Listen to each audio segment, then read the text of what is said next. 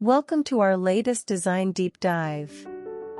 If you're looking to transform your living space into a sanctuary that feels both tranquil and high-end, you've come to the right place. Blue is often called interior design's favorite neutral. Why? Because it's the only color that can feel as cozy as a hug and as vast as the ocean all at once.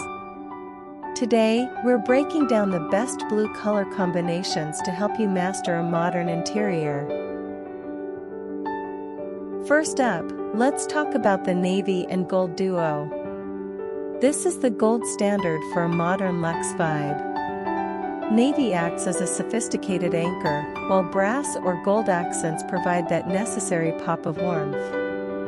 Design tip: if you're worried about navy making the room feel too small, use it on a single accent wall and pair it with a light-colored rug to bounce the light.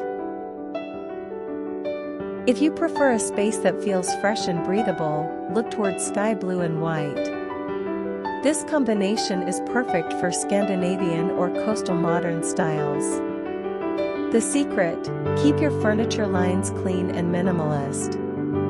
Introduce textures like jute or light oak to keep the room from feeling too chilly. It's all about creating that effortless, airy flow.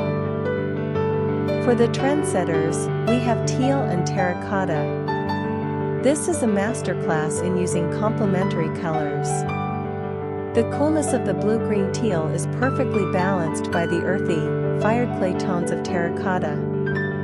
Why it works? It's vibrant without being overwhelming. It brings a grounded, organic energy to a modern apartment.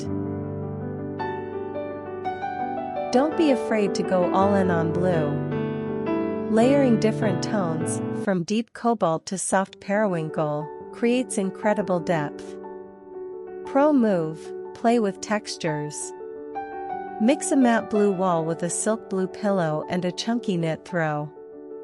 When the colors are similar, texture becomes the hero of the room.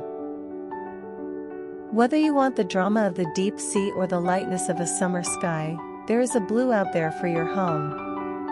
Remember, the best interior is the one that makes you feel most at peace the moment you walk through the door. Which of these combinations was your favorite? Let us know in the comments below.